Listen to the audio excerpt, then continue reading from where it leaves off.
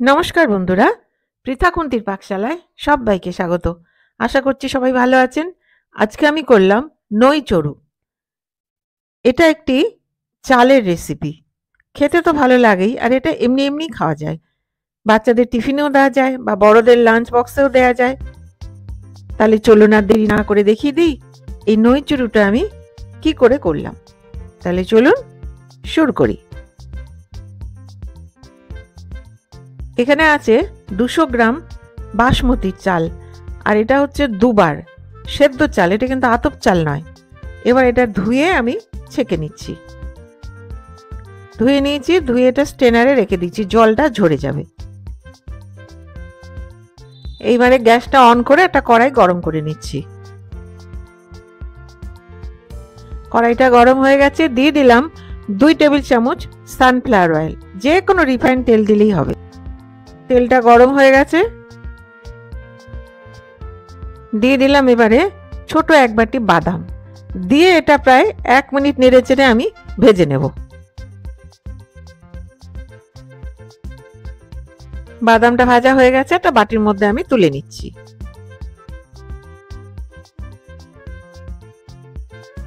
এবারে দিয়ে দিলাম এই ছোট এক বাটি কিশমিশ, দিয়ে এটা আমি কয়েক সেকেন্ড নেড়ে নেব, কারণ কিশমিশ খুব তাড়াতাড়ি ভাজা হয়ে যায়। আর বাদাম আর কিশমিশ দুটোই কিন্তু লো ফ্লেমে করতে হবে। ভাজা হয়ে গেছে, এটাও আমি বাটির মধ্যে তুলে রাখছি।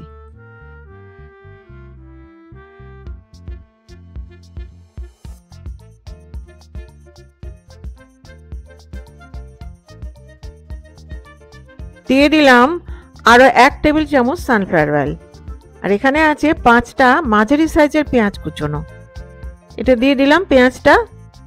পেঁয়াজটা দিয়ে এটা হালকা ব্রাউন করে আমি ভেজে নেব।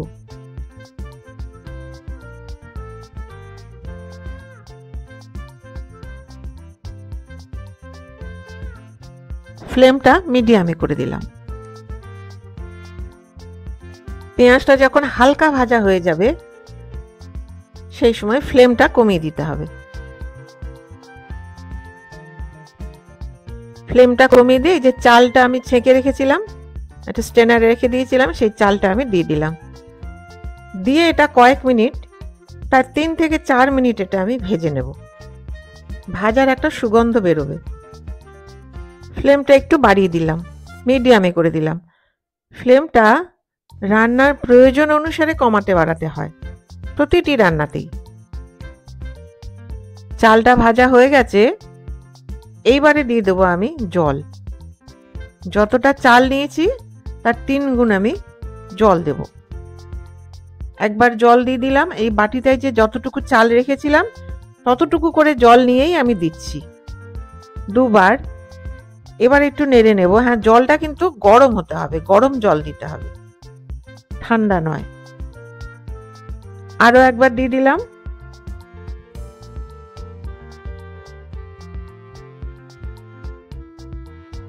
জলটা দিয়ে একটু নেড়ে নিচ্ছি। দিয়ে দিলাম 2টো তেজপাতা, 2টো ছোট এলাচ, আর দিয়ে দিচ্ছি একটা বড় এলাচ, 1 ইঞ্চি দারচিনি, 4টে লবঙ্গ। 1 ইঞ্চি দারচিনি 2টো টুকরো করে রেখেছিলাম, সেটাই আবার দিলাম। দিয়ে এটা আরেকবার নেড়ে নিচ্ছি।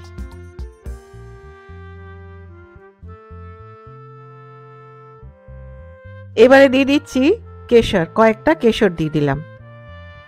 দিয়ে এটা মিশিয়ে নিচ্ছি, কালারও হবে, খেতেও ভালো লাগবে।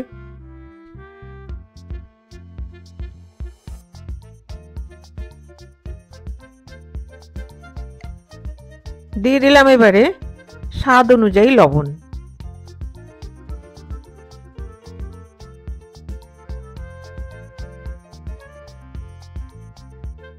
দিয়ে একটু নেড়ে দিচ্ছি, মিশিয়ে দিচ্ছি লবণটা।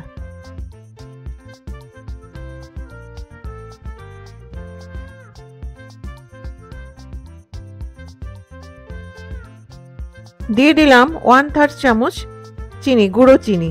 যারা চিনি খাবে না তারা সুগার ফ্রি দেবে, তাদের পছন্দ মতো। দিয়ে এটা একটু মিশিয়ে নিলাম।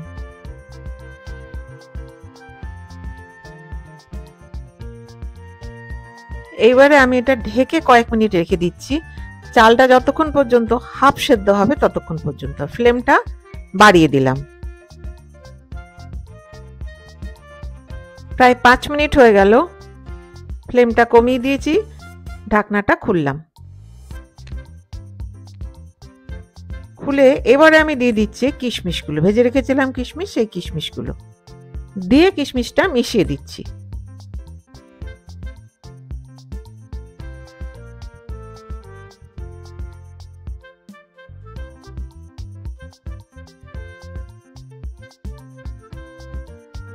চেক করে নিচ্ছি এবারে চালটা কতটা সেদ্ধ হয়েছে।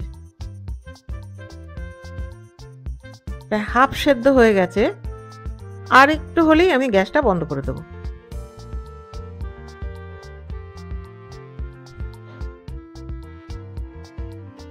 এইবারে ঢেকে আমি প্রায় 3 মিনিট মতো রেখে দেব। 3 মিনিট হয়ে গেছে, ঢাকনাটা খুলছি। খুলে দেখে নিচ্ছি চালটা কতটা সেদ্ধ হলো।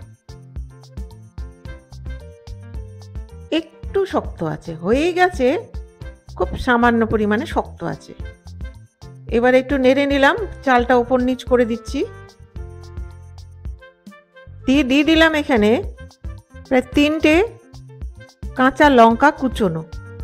কাঁচা লঙ্কা লাল লাল হয়ে গেছিল, সেইগুলো কুচিয়ে নিয়েছি। দেখতেও ভালো লাগবে, খেতেও ভালো লাগবে।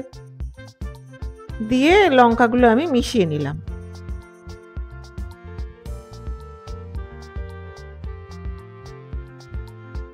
এবারে গ্যাসটা বন্ধ করে দিলাম, দিয়ে এটা ঢেকে আমি কয়েক মিনিট রেখে দেব।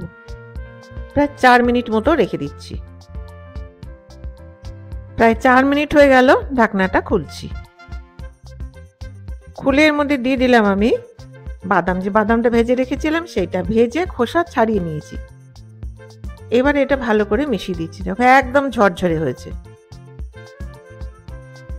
এটা আরেকটু ঠান্ডা হলে আরো ঝরঝরে হয়ে যাবে।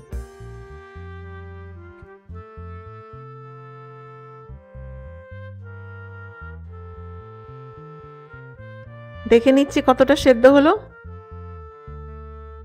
একদম ঠিকঠাক সেদ্ধ হয়েছে, না কম না বেশি।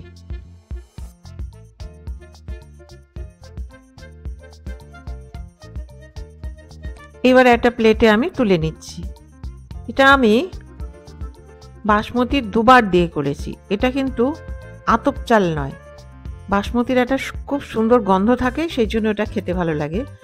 যারা বাসমতির পোলাও রাইস বা অন্য আতপ চাল দিয়ে করবে তারা কিন্তু জলটা ডবল বা তার থেকে একটু কম দেবে, না হলে বেশি সেদ্ধ হয়ে যাবে।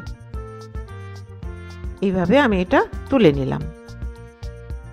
তাহলে বন্ধুরা, তৈরি আমার নই চড়ু। এই রান্নাতে ঘি নর্মালি দেয় না, কিন্তু ঘি দিয়ে করলেও খুব ভালো লাগে খেতে। যারা পছন্দ করবে, ইচ্ছে হবে তাদের, তারা কিন্তু এটা ঘি দিয়ে করবে। আর এটা সাহিত্যিক লীলা মজুমদারের একটি রেসিপি। তাহলে আমার এই ভিডিওটি যদি ভালো লেগে থাকে তাহলে প্লিজ সাবস্ক্রাইব করবেন, give a thumbs up, share, আর হ্যাঁ, পাশে থাকা বেল আইকনটি প্রেস করতে ভুলবেন না, যাতে আমার ভিডিও নোটিফিকেশনগুলো সবার আগে আপনার কাছে পৌঁছে যায়। আপনারা বাড়িতে করুন, খান, আর আমাকে কমেন্ট করে জানান কেমন লাগলো। তাহলে দেখা হচ্ছে আরেকটি নতুন রেসিপি নিয়ে। আর আমার এই ভিডিওটি শেষ পর্যন্ত দেখবার জন্য ধন্যবাদ।